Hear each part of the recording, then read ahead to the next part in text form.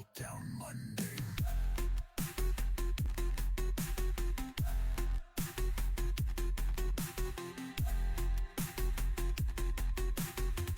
One Monday.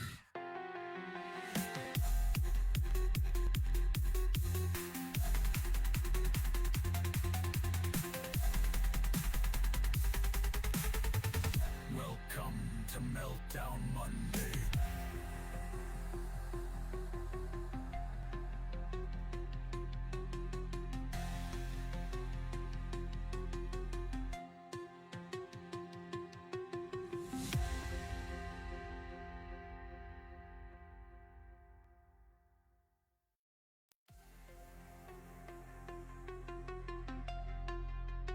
Welcome to Meltdown. On Monday.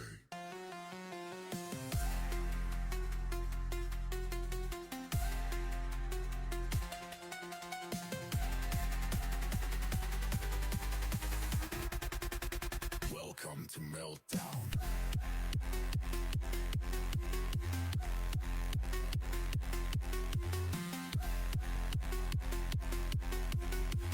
One Monday.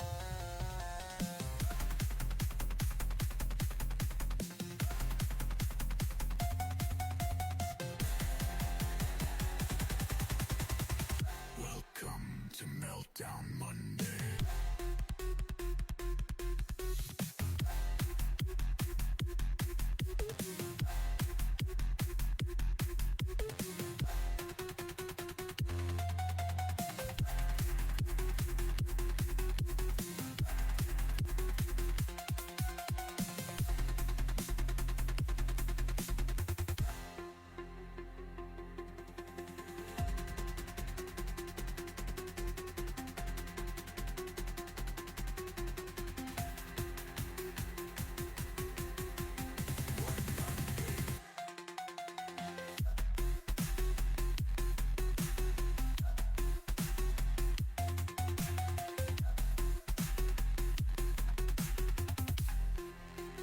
Welcome to Meltdown.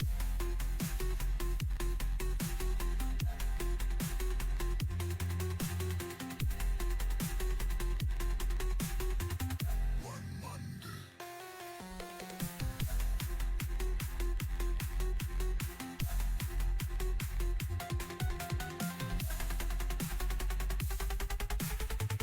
Welcome to Meltdown Monday.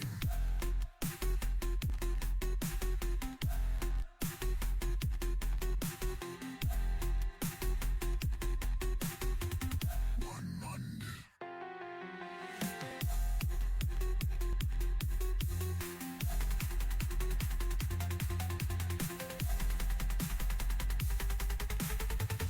Welcome to Meltdown Monday.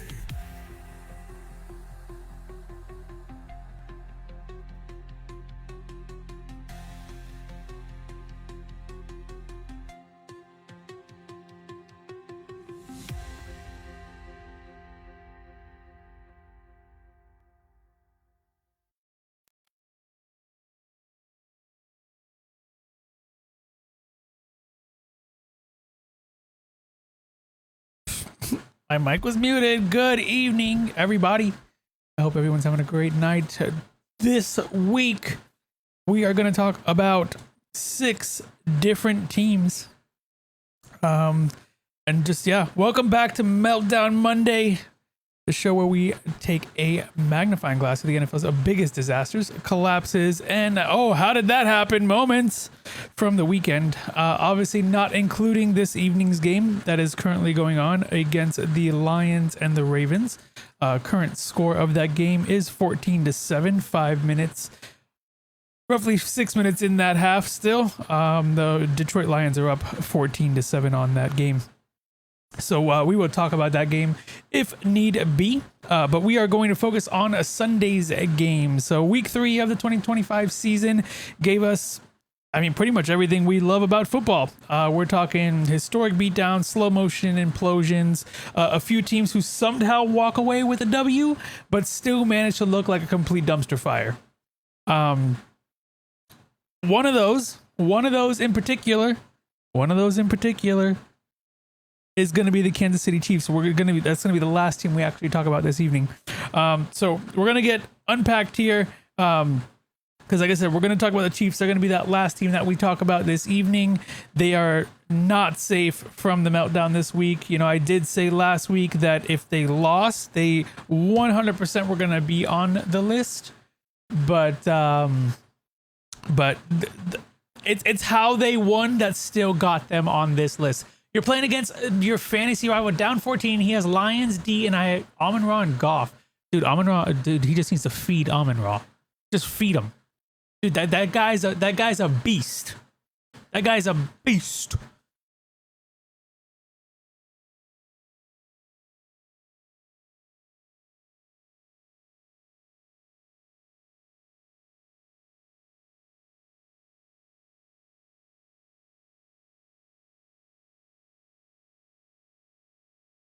That guy's a beast.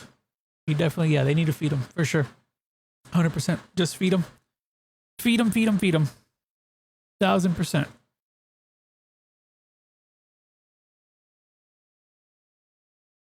All right. If you lose this week, you're going to flip. You need to start 3-0. Yeah. I've lost 2 weeks in a row, so I 1,000% understand.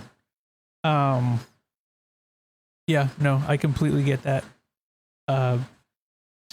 It's, you know, it's the luck of the draw. The luck of the draw.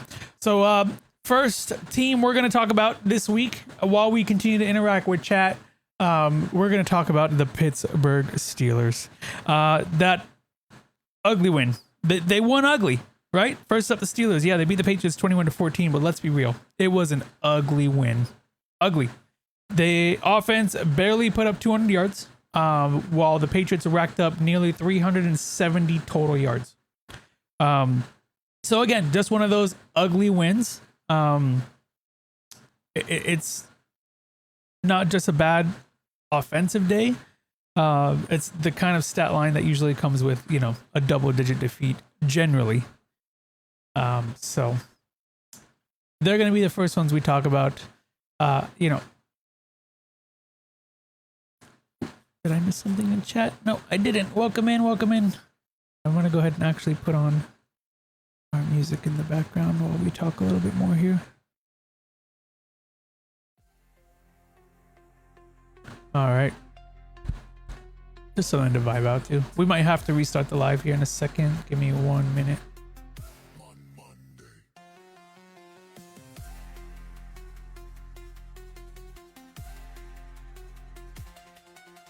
Go Lions. Yeah, for sure. That's who I want as well. I think we might have to restart the live.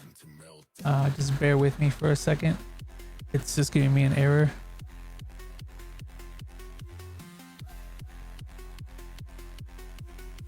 Okay, let me restart the live. I'll be right back.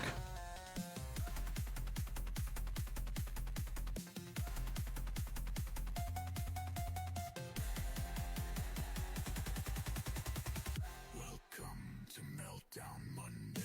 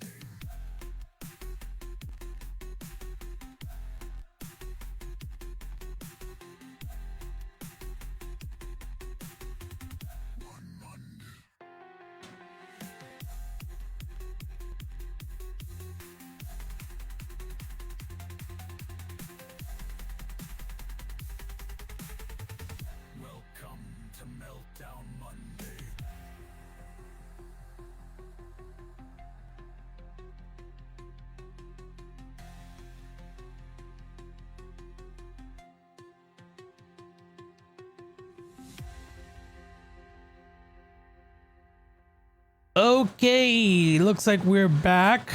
Welcome back. We're gonna leave the song playing in the background just for the vibes. Welcome, welcome, welcome back. Welcome back.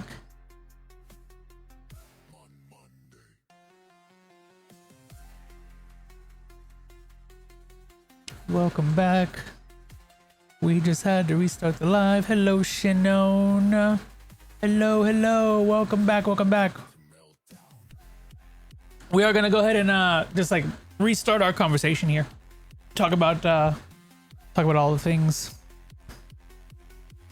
And give me 1 second. I do have to just.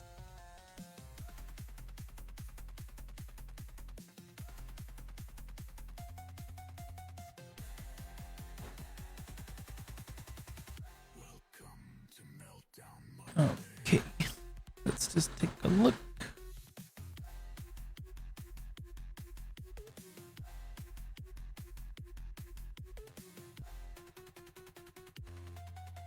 We're just looking at a few things.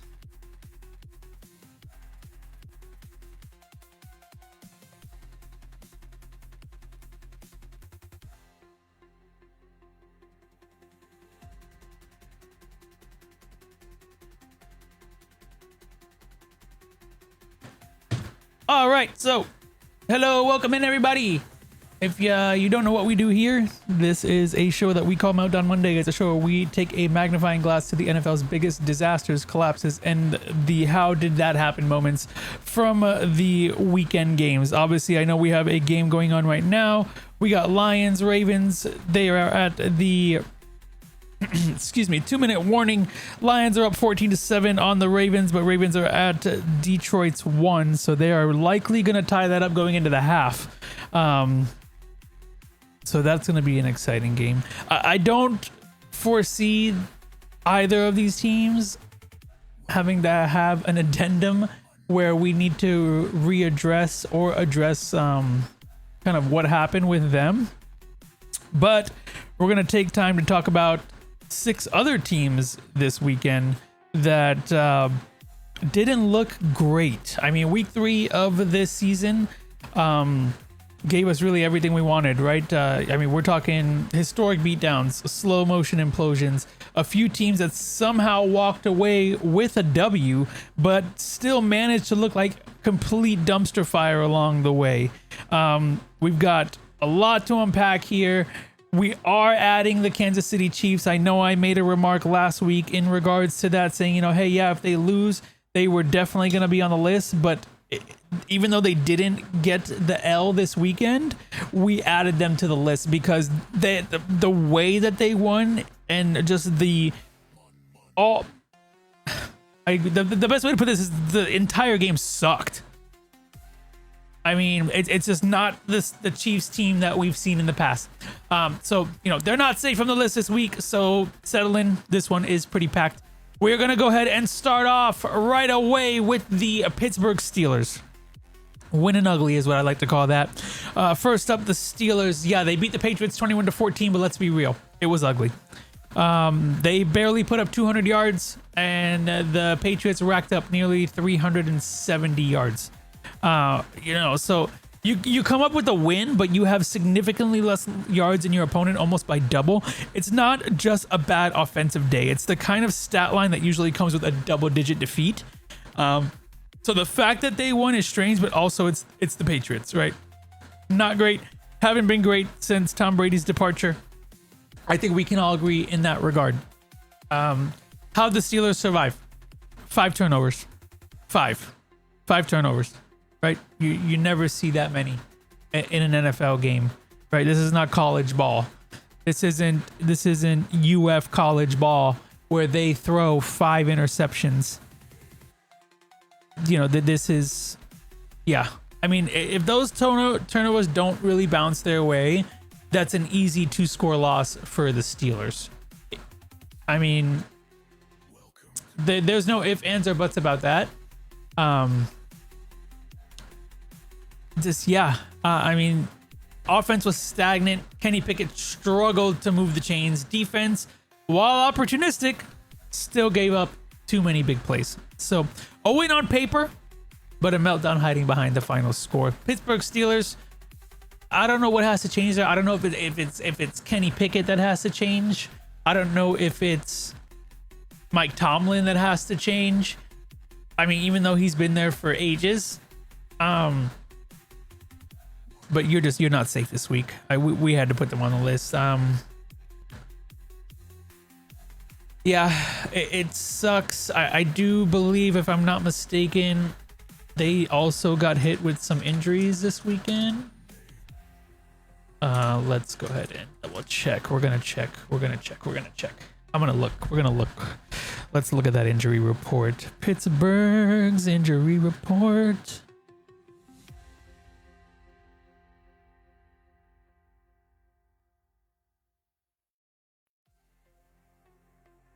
Steelers got good news after the Patriots win. Let's take a look. So yeah, so cornerback Darius Slay suffered an injury early in the game. He stayed on the ground for a few moments before walking off the field. Reporters in Foxborough noted that Slade did not enter the blue medical tent, generally a positive sign. So I mean, that's good, right? Welcome to Meltdown. Oh yeah, no, they definitely have injury issues. So I mean, that also could be playing a factor into what happened here. Oh man, are the Ravens not going to score here before the half? It's still 14-7. Ravens had the ball in Detroit's 21, a minute 24 left.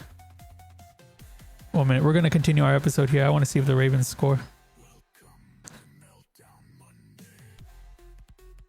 Unfortunately, I can't show it on the screen because TikTok doesn't like that. They don't like it, so we're not going to do it.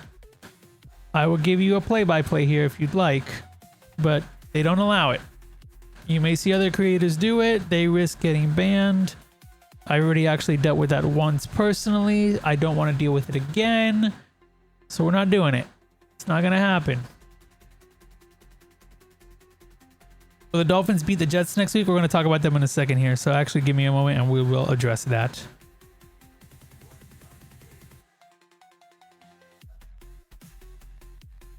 Oh no, Detroit has the ball. No shot. No shot. The Ravens didn't score going into the half. They turned over on downs on 4th and 2 at Detroit's 2. Oh my goodness. Oh my goodness. Oh my goodness. You're kidding me. What is Baltimore doing? Maybe they will be added. Maybe we will have to make an additional episode for Baltimore. What is going on? I mean, do the Lions try to take it down and kick for 3 or go for an additional touchdown going into the half? They don't get the ball coming out.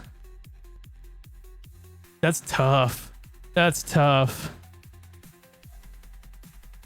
You're a Falcons fan? Falcons. You know, you didn't make our list this week, though. You didn't make our list this week, Blue Barracuda. I get it because I'm a Dolphins fan, and the Dolphins made it on our list for the 3rd week in a row. Let me you make sure you hear that. The 3rd week in a row. You understand what I'm saying? They are terrible. They are terrible. They are terrible, and we are going to talk about it. They're terrible, and we're going to talk about it. Moving on. So we first talked about the Pittsburgh Steelers. We are going to go ahead and talk now about the Houston Texans. Just couldn't close the deal. Down in Jacksonville, Texans fell 70-10 to the Jaguars. L. I mean, it's an L regardless of which way you spin it, right? It was the kind of game that drives fan bases insane, which is great. Early on, Houston looked competitive. They always look competitive coming out, I feel like. CJ Stroud, you know, is him. He's good. But for some reason, you couldn't get it done in Jacksonville. And Jacksonville's not all that great. They really aren't. And we're going to continue here. Falcons were favored and they got shut out. Yeah, man, it's tough. Dude, I'm telling you. I mean, I don't think Dolphins are favored going into any of these games. Houston has gone backwards, right? And that's why we're talking about them right here. Because, again, this show is about regression and just the biggest meltdowns of the weekend. And they just fell into that category because there's regression there. So early on, they looked competitive. They tied the game with a gorgeous 50-yard touchdown. Whoa, amazing. CJ Stroud is him. Like, oh, wow. had the sideline going crazy, absolutely insane. Momentum was swinging, and then the wheels fell off. The wheels fell off. O-line issues, penalties, turnovers, everything that could happen happened. Just a classic recipe for disaster for them. And it was just, it's tough. It's tough to watch such a young, good quarterback go into a game that is completely winnable like that. And I mean, CJ Stroud has to be one of the pinnacles of good young quarterbacks, right? I mean, he was the highlight of a lot of either last year or the year before, in terms of young quarterbacks that were just going off. And again, it's like we see this regression happen. We talk about, why did that regression happen? Injuries, lack of depth. That's likely two things that are really biting them in the ass in terms of what's going on. Especially in pass protection. And the second, I mean, they have issues kind of everywhere, right? It sucks. So like when your defense can't show out, what are you? I mean, as the offense, you should still be able to go out there and put up points, especially in Jacksonville. But I mean, again, a promising young team that's showing signs of regression, and that's dangerous early in the season, because as the season continues on, as everyone here knows, injuries stack up. Game 15, 16, 17, you're looking at a bunch of guys on the bench. So it sucks. They do. Yeah. And I mean, and that could be also part of it, where they're just learning the scheme. It's kind of like the same thing that happened with Tua in Miami. When they got Hill and when they had Waddle and all those beginning years for those guys, where they were putting up crazy points, they were running these routes, and they just figured out the schemes on what they were doing, and they're able to blow that up now. They want to throw in the flat like 70% of the time, and I'm there screaming at my TV like, why the hell are you throwing in the flat? Because like, that's not, like, what are we doing? No, don't. So yeah, they're actually next on our list here, the Miami Dolphins. I mean, we're talking regression in real time. Again, this is week three that they have been on our meltdown list. And I am personally a Miami Dolphins fan. And this is week 3 that I'm having to talk about them, because they lost to the Bills 31-21 in what seemed like an amazing game. It seemed like it was going to be, oh my God, they were going to tie it going into the 4th, and it was going to be great.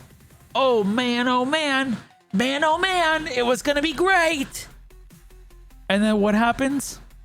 The implosion of the Miami Dolphins. I'm going to get a shirt that just says the Miami Implosion Dolphins or something. If anyone has a better line to come up with, great. I'll stick it on a shirt and go to a game. Because Tua Tagovailoa, normally one of the league's most efficient passers the past couple years, just looks off these past 3 games. Looks completely off. I mean, arm strength lacking, pocket presence shaky, mechanics look different. I don't know if it's lingering injury effects or if it's just a rough stretch. And, this week going on into Monday, because they are again on primetime football, which they're going to be facing the Jets on Monday night. Next Monday, obviously. It's a problem. It's a problem either way. There's an issue here. The Dolphins are sipping the champagne early because this team isn't going undefeated. Yeah, for sure. And I actually think I don't. Let me see. Let's look at the NFL records. How many undefeated teams do we currently have? Because I actually don't know off the top of my head. I'd have to count. So bear with me. We got the Bills are 3-0. We got the Colts 3-0. We got the Chargers 3-0. We got the Eagles 3-0. We got the Bucks 3-0. We got the Niners 3-0. Week 3, and we have 1, 2, 3, 4, 5, 6 undefeated teams. So that's, I think last year this same time we had I think we had about the same. Yeah, it's about 6. Until a lot of those teams start playing each other or get their shit together. If not for Baker, hey dude, Baker's in the kitchen, buddy. Baker's in the kitchen. And I'm not a Tampa Bay fan, but let me tell you, dude, I don't know what the hell happened with Baker when he moved over to Tampa, but the guy can play. The guy can play, and no doubt about it, the guy can play. It's incredible. It's actually awesome to watch because the fact that we're seeing him show out is pretty great. And I do wonder if teams, kick themselves in the ass when they when things like that happen. Change it up here. All right. Again, continuing on here with the Miami Dolphins. Again, Tua, normally one of the most efficient passers, not looking great in all aspects of the game. And then we're going to talk about penalties. I don't know what is it with this team, and I think we go back to the fact of, is it the fact that, it is true what everyone's saying, that they're not a disciplined team? Is that part of it? The penalties like the roughing the kicker to extend the drive when you had something going there. Missed tackles turned short gains into big plays. And the missed tackles are nothing new. Missed tackles are something that was an issue last year. And you figured we'd address it. So, even when the Miami Dolphins put together good drives, mental mistakes just killed momentum. I mean, this wasn't a blowout on the scoreboard, but it was a slow bleed. And the team is unfortunately slipping backwards week by week. And I do think someone particularly like Tyreek Hill, who is very emotional, and I say that loosely. He wants to be the center of attention, and you can tell by his reactions on the sideline that I don't know if he's good for the locker room. Your coach is not good head coach. Just go back to being an offensive coach. I'm starting to agree. But as a fan, I have to give grace, right? I have to be patient in my own right. But I'm starting to kind of agree, and I don't know if it's the lack of discipline on his end or what it may be in that regard, but that could be part of it. I don't know if maybe they take Mike McD and move him to offensive coach of the Dolphins and bring in someone to be the head coach, and maybe that fixes their problems.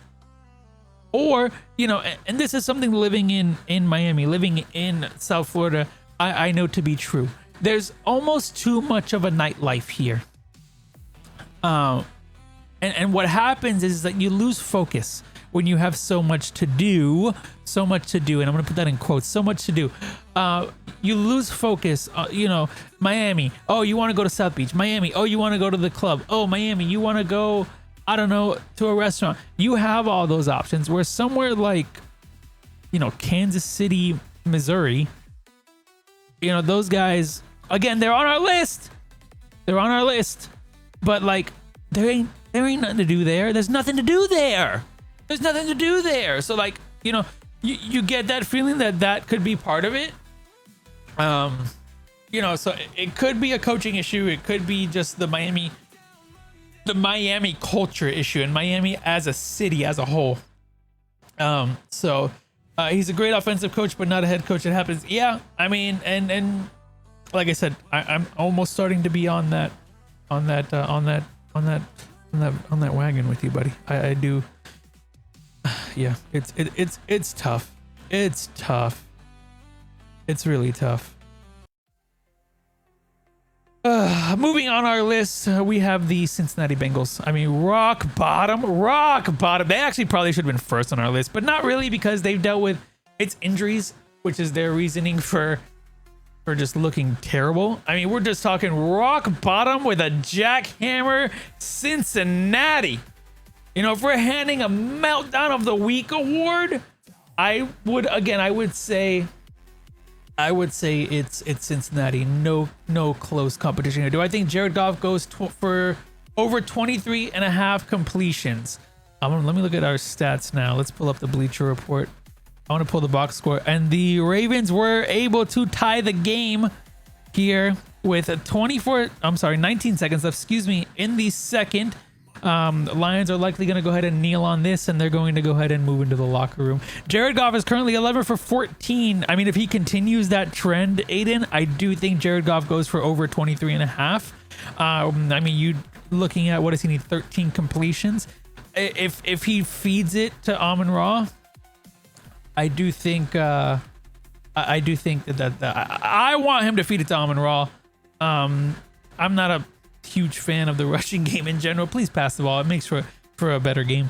I mean, they have such a great core there in Detroit that I could see you hitting that. If you have it over, you need to hit that for 150. What'd you put for 150 though? Was it like $1 to win 150, like 10 to win 150? Like what's the line there? If you don't mind sharing that.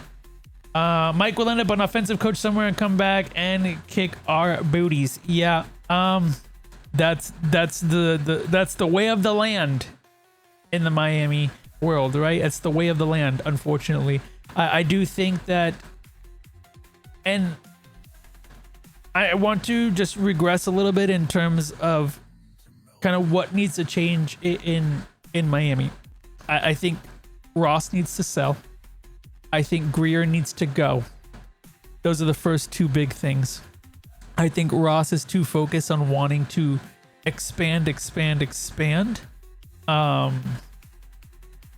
Right? Because not only did we get the stadium improvement, we got the F1 track there.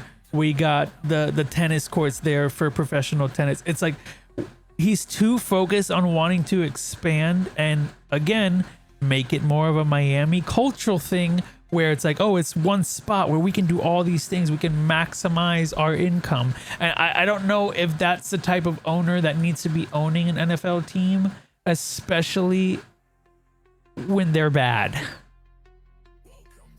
So, yeah, I mean, going back to Miami, that's kind of $10 for Goff, 23 and a half. Lamar, free pick. Rashid under half, sorry. Oh, perfect. Yeah, so all you need is a 23 and a half, over 23 and a half. I think it's possible, man. I think you can get it. They just got to continue on that trend. I mean, if you double that first half number, obviously that's 22. That doesn't put you where you need to be. But if we're talking like potential fourth quarter bombs or fourth quarter. God, I'm lost for words. I'm sorry. If we're talking fourth quarter, hey, look at my hat and my mustache. Oh, well, it's gone. If we're talking like fourth quarter crunch time because the Lions happen to go down, I definitely see them passing the ball. So I do think it's a possibility. We usually tend to see more throws in the second half, so I do think you'll get there. We just gotta wait for them to come out, make some adjustments. I mean, it's a tie game, right? So right now it's really no one's favored to really do much of anything. Their rushing hasn't done much in the first quarter here. We're talking, I mean, Montgomery 31 yards, Gibbs 19 yards, and Goff ran for 7. So I don't know if they go into the locker room and see that, hey, the rushing game's not working. Let's, try different route runnings, etc., etc. So, anyways, back to our analysis. Cincinnati Bengals, again, meltdown of the week. Trophy's gonna go to them. They got destroyed, absolutely destroyed by the Vikings, 48-10. I mean, at one point late in the third quarter, they were down 45 points. Everything that could have gone wrong went wrong. Am I showing the game? Unfortunately, I can't. It's against TikTok's policies. I've already been banned for it. I don't want to be banned for it again.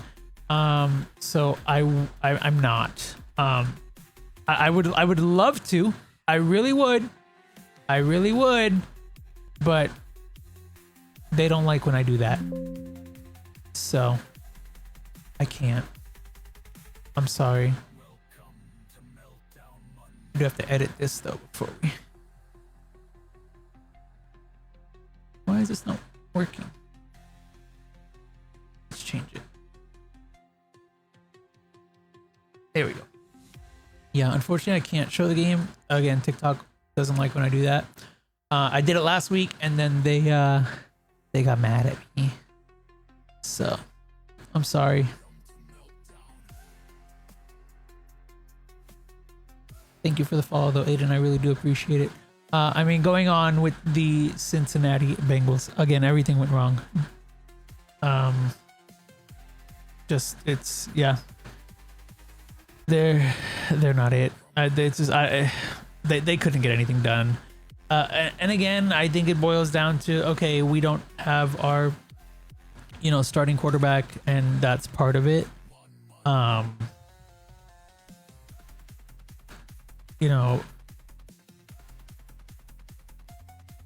It's tough. It's tough. I mean, and then to get beat down by the Vikings that also don't have their starting quarterback in is crazy. Offensive line couldn't block. The Bengals offensive line could not block a high school team, in my opinion. The defense, absolute Swiss cheese. Special teams, cracks everywhere. I mean, they just looked terrible in every aspect of the game. It wasn't just a bad loss. It was historic. We're talking worst deficit, worst margin of defeat in franchise history for the Bengals. If there's definition of meltdown in terms of that, if you looked up the word meltdown in the dictionary, it would probably be a picture of the Bengals, because that's the best way to put it for what happened with them this week. Our second to last team, and this one may come as a surprise because we just talked about them very briefly. The Tampa Bay Buccaneers.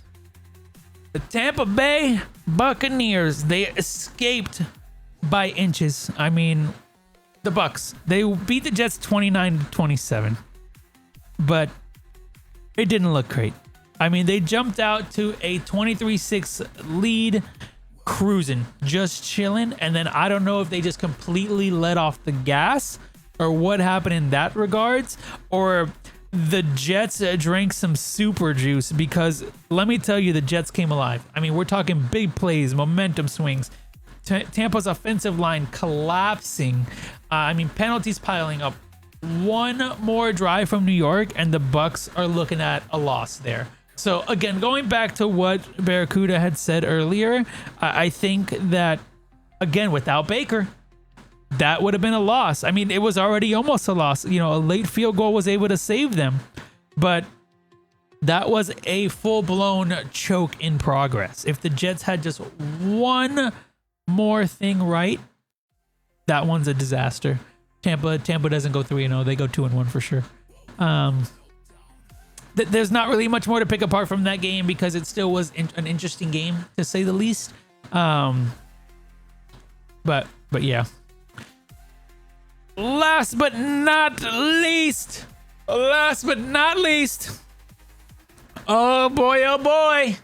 I've been waiting to get to this one. Last but not least, Kansas City Chiefs.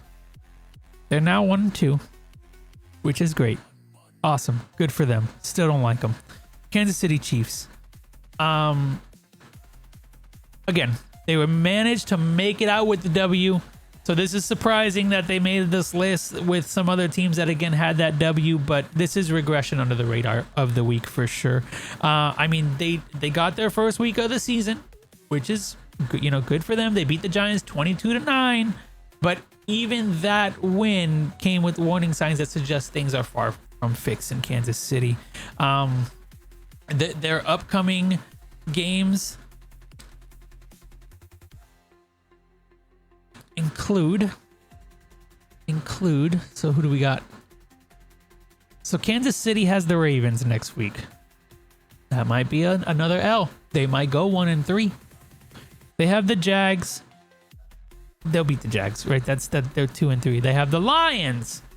They're 2-4. They have the Raiders 3-4. Commanders, Bills, Broncos, Colts. I mean, they have a tough schedule going into the rest of the year.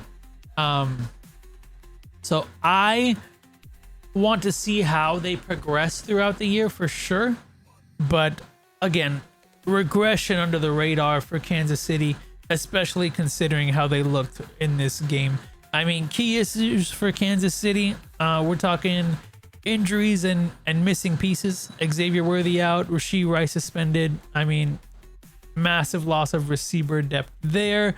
Wide receivers that are currently active are not getting it done. They have, too much pressure falling on the same few guys. And when you start to throw to those same guys, when you start to just rely on one or two guys, you're gonna get blown. You're gonna get uncovered, right? It's not hard to figure out where you're gonna go with the ball when you only have two options. So yeah, I mean, moving on beyond wide receiver, running game is underperforming. Not enough threat to take pressure off the passes there. I mean, beyond that, sluggish starts, offensive stagnation. In their first two games, Kansas City's just struggles to get moving, man. Especially in this one. What do we have? I think 3 field goals in the first half from Kansas City, which just makes things harder than they should be when we're so used to a Kansas City team that's able to bomb it. They're able to, have options, and they just don't have that. Against the Giants, the second half was definitely better. They put points up, but still a lot of work in that first half that I think, needs to be addressed. And I don't know what change needs to be made there. I don't know if it's the play calling.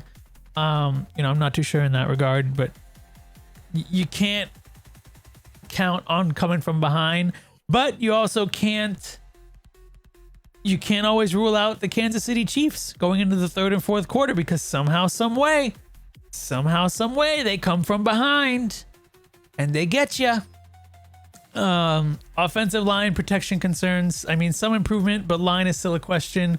Rookie tackles and guards are adjusting, some growing pains in that regard. That's to be said for any rookie. So that's not surprising. I think there's just development that needs to happen there, and unfortunately that's not going to come overnight. So it just depends on what pace that does happen. Mahomes having to scramble while under pressure frequently, and I think people have said it time and time again, just get pressure on Mahomes. And sometimes he's not able to do much, but then again, I've seen pressure on Mahomes where he's able to just he just will throw to nobody and then manages to be somebody. But yeah, I mean, being under pressure frequently in early portions of the games, that definitely is going to sap energy from the game as a whole. It's just going to break tempo in terms of what you're trying to do. Mental and emotion frustration showing. Maybe worst of all, honestly, that may be worst of all of the things we've talked about. You could see frustration on the sideline. Travis Kelce had visible outbursts. Coach Andy Reid publicly talking about offense identity and seeing things not click. So, is there internal issues maybe going on within the Kansas City organization? I guess that's also possible. Maybe. We won't know. Of course, they'll never tell us. Beyond that, fumbled pass from Kelce in the red zone. That was versus the Eagles in week 2. That led directly to a big turnover. And again, another momentum shifting scene there. So, I don't know if that is causing discourse in the locker room, but it could be. What did Kansas City do well? So, I mean, defense stepped up for sure. They forced key turnovers when they needed to. They found some creative plays in that regard. And the offense got more balance in the second half, which we kind of already talked about. Mahomes was able to go ahead and spread it around a little more. He got some quick hitters. But again, versus a Giants team, I don't think that that's super impressive. Better protection in parts of the games. Not perfect, but there were moments that look more like vintage Kansas City, the Kansas City that we've come to know over the past several years. It's still more of a barely saved win and not a confident stride forward. Like I said, they have a pretty rough schedule coming up. So that's definitely something to look at and definitely something to keep an eye on. Other than that, that's all we got for week 3 of Meltdown Monday. again, from Pittsburgh's lucky escape to Houston's choke, Miami's slide downwards, Cincinnati's collapse, Tampa's near disaster, and yes, even Kansas City win that feels like a warning signal this week showed how fragile that, the edge of the elite teams can be in the NFL. So if you'd like to go ahead and tell me who you think took the biggest meltdown crown this week, you can go to, my video that I posted this morning of the preview of the stream that was happening tonight. And I would love to hear your opinions. If you want mine, I would have to lean that Kansas City was one of them. I don't think they would be crowned the biggest actual meltdown of the week. I think it's going to be Cincinnati for sheer scale. But again, Kansas City's almost collapse story just hits different when your team is expected to dominate, when your team is a reigning Super Bowl contender. So if you like this, please follow, please like, leave a review. You can do that on my previous video. I'm going to post a few snippets of this particular cast that happened. If you want to give me your predictions on who may be on our next week's episode, throw that in there. I'd love to know. Until then, keep watching those momentum swings, because again, they're going to really define the season. I don't know if I have a clear Super Bowl favorite at this point. It's also very early in the year. Other than that, I really hope you guys have a great evening. See you later.